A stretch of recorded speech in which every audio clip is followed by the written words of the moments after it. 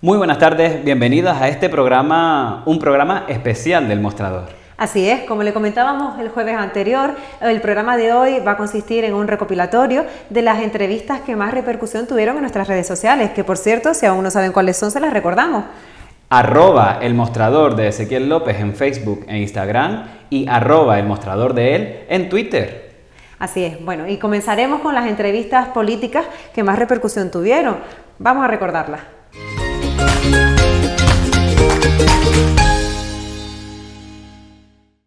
Antes de comenzar, tengo que comentar la situación en la que estamos ahora, en Canarias, que estamos viviendo, que está siendo principal motivo en todos los telediarios, que es la erupción volcánica y eso que podemos denominar ya desastre natural. ¿Cómo se ha vivido desde el Cabildo de Gran Canaria? Bueno, se ha vivido y la seguimos viviendo con muchísima preocupación. Yo apenas unos minutos después de producirse la erupción del volcán, me llamó el presidente del Cabildo de La Palma, me pidió si era posible que un destacamento de bomberos de Gran Canaria, del Consorcio de Emergencia, pudiera trasladarse a La Palma para actuar en la interfaz y en las zonas urbanas.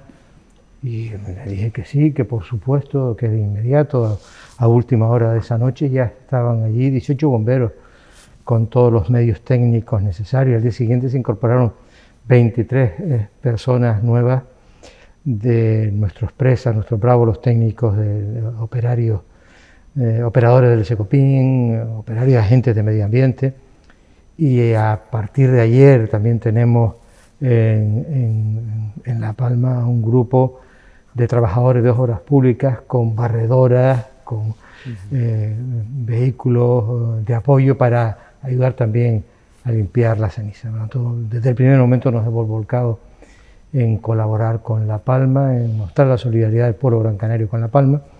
Y este próximo jueves vamos a tener una reunión de la FECAI que después tendrá continuidad en otra el día 7 o el día 8 de octubre para desde la FECAI también generar un fondo de solidaridad, fondo económico para contribuir a que después se pueda hacer frente a la mejora de las infraestructuras y las necesidades básicas de la población afectada. O sea, que hay comunicación entre los cabildos de Gran Canaria y de La Palma. Sí, sin duda. He hablado varias veces con el presidente, además, durante este tiempo. En la FECAI tenemos un chat en el que nos comunicamos de manera permanente, a los presidentes y presidentas del cabildo. Estamos en contacto permanente. Bueno, nosotros desde el Mostrador también nos sumamos a que ese desastre natural pare lo antes posible y que las consecuencias sean como hasta ahora, solo materiales, ¿no? Sí, efectivamente. Sí, se ha conseguido actuar con la agilidad necesaria para impedir que la lava afectara a las personas de manera directa, y se ha conseguido proteger las vidas de las personas, aunque los daños materiales son cuantiosos, muy cuantiosos. Que aunque sean materiales, llevan una carga emocional también, que también hay que tener en cuenta. Muchos lo han perdido todo, han perdido sus recuerdos, las viviendas que han tardado años en construir, ¿no? Su proyecto de vida en esa casa, ¿no? Por lo tanto, sí, sin duda también ha sido un duro golpe para muchas familias. Mandamos mucho ánimo para la isla de La Palma. Y otra circunstancia que era realmente la que nos preocupaba hasta la erupción del volcán era la pandemia en la que todavía también estamos inmersos. En el debate sobre el estado de la isla del pasado mes de julio, usted comentaba que desde el Cabildo se llevaron a cabo muchas iniciativas y algunas medidas para intentar mitigar las consecuencias de esta pandemia. Sí, el Cabildo de Gran Canaria fue la primera institución pública en Canarias que puso en marcha un paquete de medidas económicas destinadas a la pequeña y mediana empresa, a los autónomos, a sostener, a reforzar los servicios esenciales. Nos parecía fundamental poder actuar de manera inmediata para paliar las consecuencias de la crisis sanitaria que derivó en una crisis social y económica importante. Hemos destinado más de 200 millones de euros en los últimos meses, durante todo este periodo, con ayuda directa, ¿no?, a través de la Cámara de Comercio, a pequeñas y medianas empresas, vendedores ambulantes, desde luego cafeterías, restaurantes, también a sectores como lo del taxi. Hemos hecho un esfuerzo enorme con el sector primario. Hemos hecho también llegar a través del sector primario y con partidas directas ayudas a las familias que peor lo están pasando. Pusimos en marcha un proyecto de cuota cero para los niños que se habían quedado sin comedor. Bueno, yo creo que hemos intentado cubrir las necesidades básicas en momentos de mayor grado de afección de la pandemia, de los colectivos sociales más afectados. Comentaba las consecuencias que tenía y que está teniendo esto en el empleo y que va en ese paquete de inversiones. Yo tengo por aquí anotado 10,6 millones de euros en la convocatoria de incentivos destinados al mantenimiento y la recuperación del mercado laboral. ¿Se ha podido llevar a cabo todas estas ayudas o se tiene incluso algún feedback ya del resultado o del efecto que haya tenido esto en el empleo? Sí, vamos a ver, nosotros hemos destinado más de 20 millones. 10 millones son de ayudas directas a las empresas que contratan trabajadores, por lo tanto incentivamos esa contratación. Pero sí, bueno, los últimos indicadores eran que estábamos ya aproximándonos a una cifra, a la cifra anterior a la pandemia.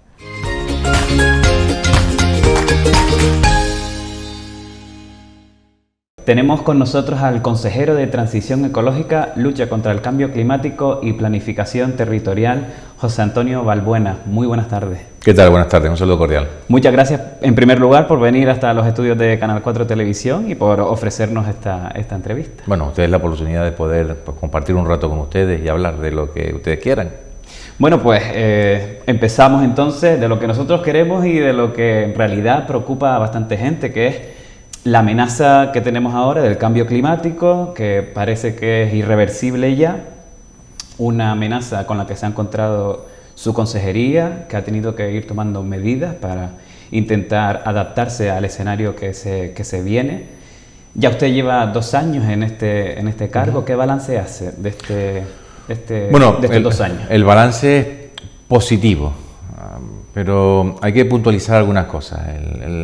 El cambio climático, los efectos del cambio climático no es algo nuevo de estos años, es algo que de alguna forma empezó hace casi 2 siglos y medio, ¿no? Es decir, cuando el ser humano apuesta por otro modelo de desarrollo, un modelo industrializado, con un mayor consumo, sobre todo de lo que son las energías fósiles, a las cuales se les asocia eso que se entiende como gases de efecto invernadero, empieza de alguna forma a desequilibrarse la balanza entre lo que el planeta es capaz de regenerar y lo que nosotros le estamos demandando al planeta. Hasta ese momento, pues prácticamente nuestra actividad era inocua para el planeta Tierra. A partir de ese momento empiezan a surgir algunos problemas y es precisamente 250 años después cuando estamos padeciendo lo peor de esas consecuencias. Por lo tanto, no es un problema que haya empezado de ayer, sino es un problema que lleva bastantes siglos.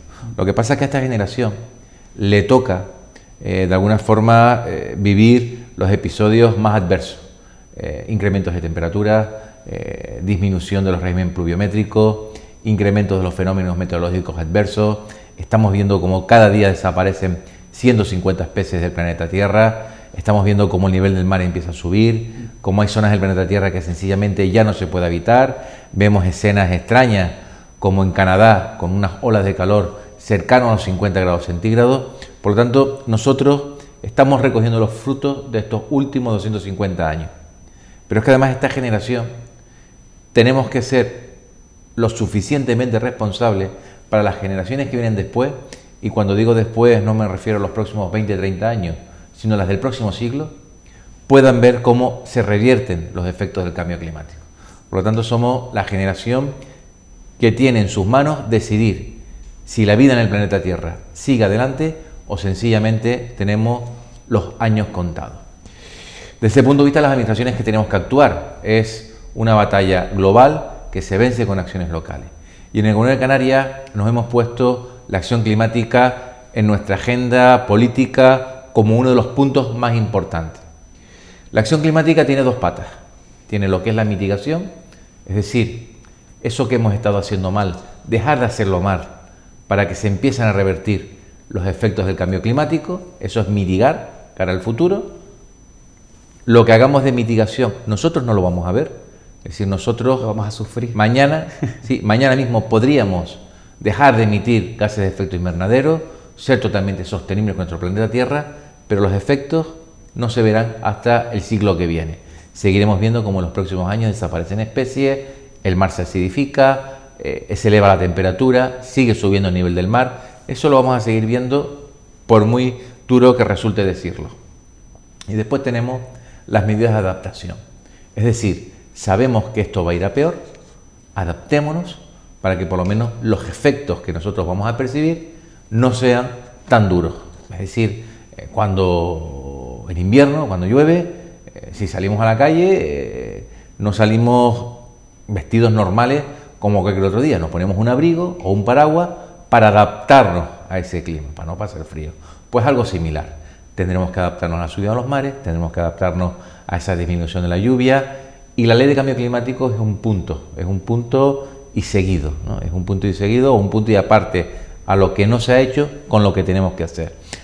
Ahora toca la tramitación parlamentaria y serán los diputados y diputadas las que tendrán que dar la última palabra. Por lo tanto, el balance es bueno desde el punto de vista de que nos hemos esforzado por de alguna forma introducir en el debate de las administraciones públicas canarias la acción climática como un tema no solo de debate sino de consenso, pero sobre todo definiendo la hoja de ruta sobre lo que hay que hacer y lo que tenemos que dejar de hacer.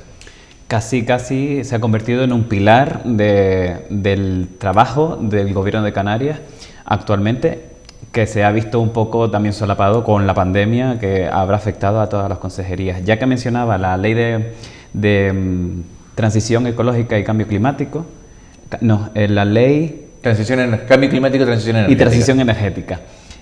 ¿Cuáles son los pilares de esta ley? Porque se aprobó el anteproyecto hace más o menos un año, o justo un año, en noviembre del año pasado. ¿Cuándo se prevé que se termine de aprobar? ¿Y cuáles son los pilares de esta ahora ley? va a entrar en el Parlamento. Por lo tanto, serán el Parlamento, los diputados y diputadas, quienes decidan cuándo se aprueba definitivamente. Nosotros le pedimos al Parlamento de Canarias que hay que aprobarla lo antes posible. No puede ser una ley que se eternice en debates porque sencillamente no podemos esperar. Los pilares básicos es sobre todo conseguir corresponsabilidad de todos. Y cuando digo de todo, administración pública en primer lugar, tenemos que ser ejemplarizantes. Lo que exigimos a la sociedad, nosotros no nos tenemos que autoexigir con mucha más intensidad.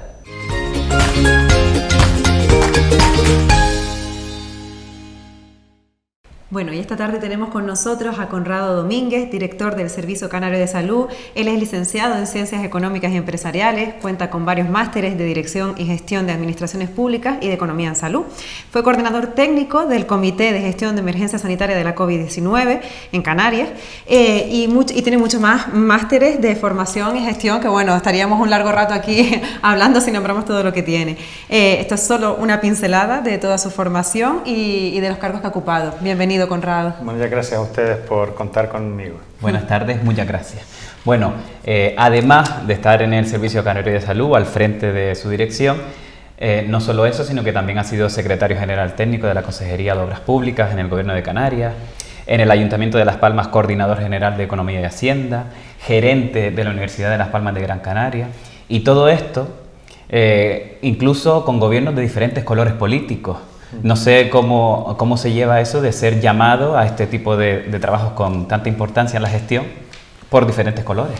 Bueno, yo creo que lo importante es trabajar para los ciudadanos y cuando uno cree que puede aportar su trabajo, su conocimiento para mejorar en este caso la salud, porque el que he compaginado, como dices tú, en 2 legislaturas ha sido la Dirección del Servicio Canario de Salud, pues siempre el servicio público está por encima de los colores. Yo creo que es importante además que un ámbito como el sanitario se profesionalice la gestión, no lo digo por mí en particular, sino por todos esos profesionales que tenemos en el ámbito de la gestión sanitaria, que yo creo que es muy importante que se tenga además un trabajo durante tiempo que pueda hacer que cambie determinadas cosas más allá de un periodo de 4 años, ¿no? 4 años, sí. Conrado, en septiembre de 2020 se encuentra con que lo solicitan para capitanear, por así decirlo, casi con urgencia, la gestión de una pandemia que parecía no tener muy bien quien la gestionara, por lo menos en Canarias. ¿Quién le compromete a esto y usted qué condiciones pone a esta solicitud? Bueno, yo creo que desde mi puesto de secretario general técnico de Obras Públicas participaba en el Comité Técnico de Emergencia de la Crisis, incluso hacía la parte de coordinación técnica, y en septiembre de 2020 mi jefe en ese momento, que era el consejero de Obras Públicas, habla conmigo con la posibilidad de que a través del consejero de Sanidad, que fue quien habló posteriormente, me pudiera incorporar a esa nueva tarea que era la dirección del Servicio Canario de Salud. Y bueno, el consejero me planteó un poco cuál era su forma de ver, afrontar el tiempo de la pandemia que venía, y lógicamente pues yo también manifesté algunas de las cosas que creía que era importante, y en eso era muy importante contar con un equipo. Ya había mucha gente en sanidad, pero habría que incorporar a algunas personas claves, y así fue, y nos pusimos de acuerdo y empezamos el camino, y ahora estamos ya en esta ya noviembre del 21, ¿no?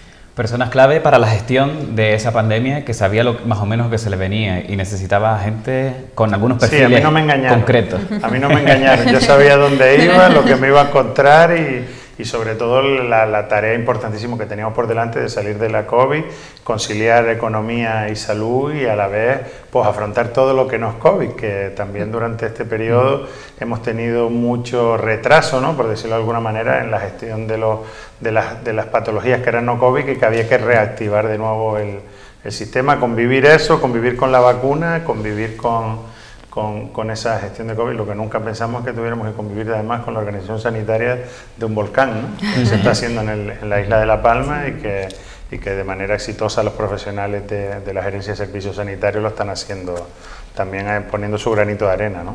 Hablaremos de cómo compaginar la pandemia con el resto de tareas y de patologías que se tratan en la sanidad, pero ya que estamos hablando de la pandemia, ¿cuál es la situación actual en Canarias respecto a vacunados, la tercera dosis, una nueva ola? Sí, tenemos un nivel de vacunación de dosis completa por encima del 84%, casi el 85%. Estamos ahora mismo vacunando de la gripe, que es importante recordar que hay que vacunarse de la gripe, y poniendo las dosis adicionales. Ya lo hicimos a todos los pacientes que estaban en centros sanitarios, y actualmente se está vacunando de esa dosis adicional a los mayores de 70 años.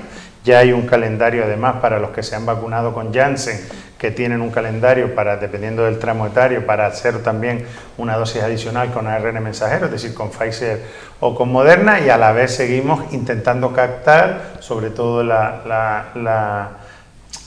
tramo etario, ¿no?, entre 20 y 40 años, que seguimos animándoles a que vayan a vacunarse, que es importante por ellos y por el resto de los ciudadanos, de sus familias, para incrementar lo que es todo lo que tiene que ver con esa inmunidad que de alguna manera hace que si te contagias de la enfermedad no se desarrolle, y por tanto no tengas problemas serios ni tensiones en el sistema sanitario, ¿no? ¿Y de los números de casos que está habiendo ahora de Bueno, positivos? las últimas semanas ha habido un incremento de casos en Canarias. Llevamos ya 2-3 semanas, como digo yo, ocupándonos en monitorizar lo que está pasando, de dónde vienen esos casos, en qué sitios se producen, si responden a algún tipo de transmisión comunitaria de brotes. Ahora mismo, por suerte, no hay transmisión comunitaria, pero es verdad que estamos reforzando ya otra vez todos los sistemas de detección precoz del COVID, para intentar que no se incremente el número de casos, y que pueda el estado de vacunación ayuda a que no haya un mayor número, y que entremos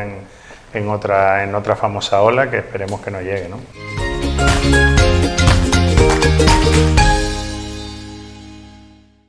Los que conocen su trayectoria destacan de él su lealtad y su compromiso. Hablamos de Juan Francisco Martel, Juan Martel, concejal de Cultura y Festejos del Ayuntamiento de Telde. Muy buenas tardes, Juan. Muy buenas tardes, Ezequiel. Gracias por venir al mostrador, que hacía tiempo que no nos veíamos. Muchísimas gracias a usted, y efectivamente más de un año sin despachar en el mostrador. Si bien el otro mostrador era en la radio, y ahora pues es un mostrador visible, pero bueno, con la misma esencia. Bueno, Juan Martel es tercer teniente de alcalde también y concejal de Gobierno de Dinamización Económica y Empleo, con la gestión directa de la Concejalía de Cultura y Juventud. Y bueno, podría decirse que Juan Martel es el representante político del centro de Telde. Del centro político. Del centro político. Del sí, centro político. No del casco de Telde. No del casco, aunque he vivido en el casco. También. He vivido en el casco, pero soy un hombre más de campo, más de medianías y cumbre, porque ahí nací, ahí vivo actualmente y ahí quiero morir, en esa parte del municipio. Si bien es verdad que en Telde, en cualquier lugar que estás, pues te puedes sentir muy bien, porque Telde tiene la ventaja que con sus 102 kilómetros cuadrados tiene de todo. Tenemos 15 kilómetros de costa, tenemos monte, tenemos campo, tenemos, ya digo, buenas playas, el casco de la ciudad yo creo que es único, San Francisco, San Juan, comercialmente también Telde tiene de todo, estamos en el lugar privilegiado de la isla de Gran Canaria, por ahí pasa el corredor que une la isla con el norte con el sur, tenemos el aeropuerto, sí, no creo que podemos pedir más. No hay duda de que Telde es una buena ciudad. Ahora vamos a hablar un poquito de la ciudad, pero el centro político sí lo tenemos garantizado con Juan Martel.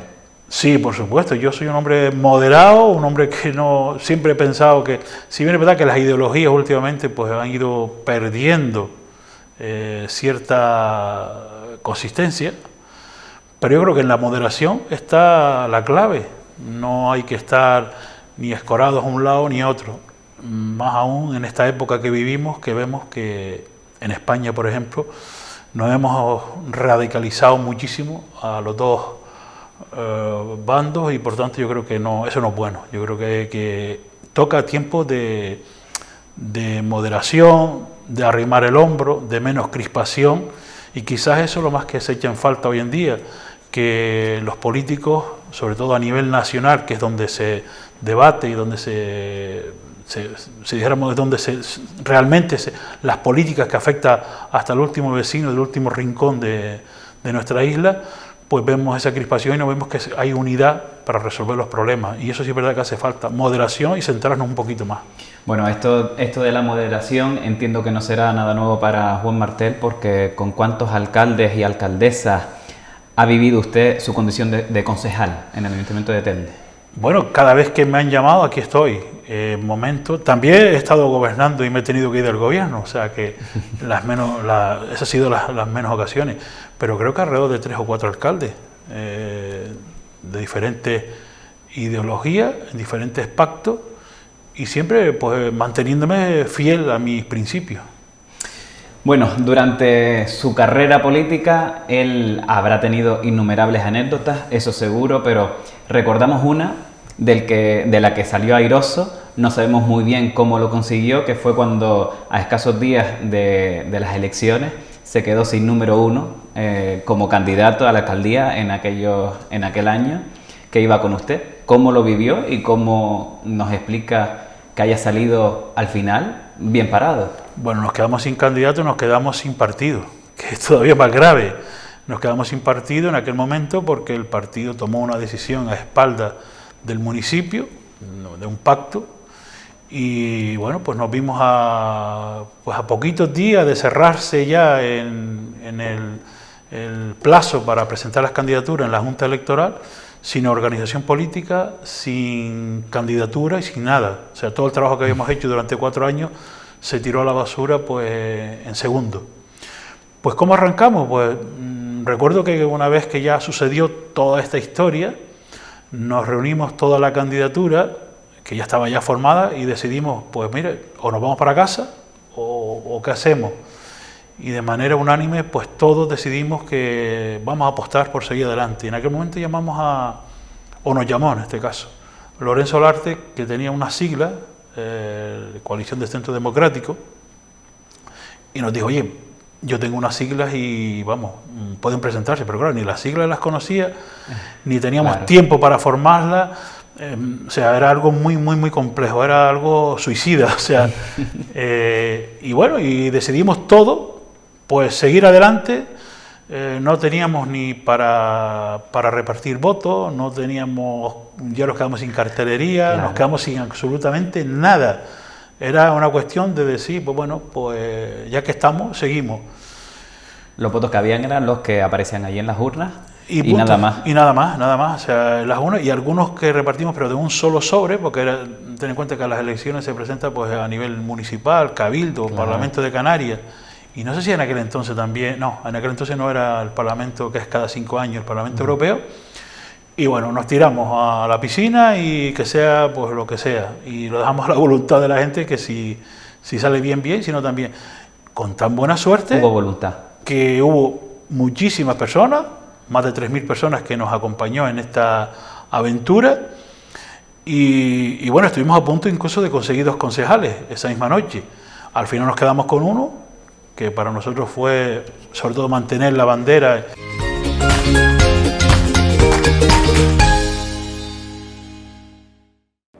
Finaliza un año en el que el alma del archipiélago canario está en La Palma. Nuestra mirada está puesta en cada plantación, cada construcción. Nuestros sentimientos están con las personas. Y nuestras esperanzas están en el futuro, con la solidaridad de todas las instituciones, de toda la sociedad, la verdadera unión de las islas. Gran Canaria se ha volcado con sus recursos y el apoyo a la recuperación económica, social y humanitaria, que va a ser firme y constante. Pero también termina un año en el que hemos seguido luchando contra la pandemia y poco a poco vamos vislumbrando la recuperación de la normalidad y de nuestras vidas. Son momentos de atender a quienes lo necesitan y preparar la recuperación, y lo haremos juntos. Paz, salud y recuperación para 2022 para todos y todas. ¡Feliz Navidad!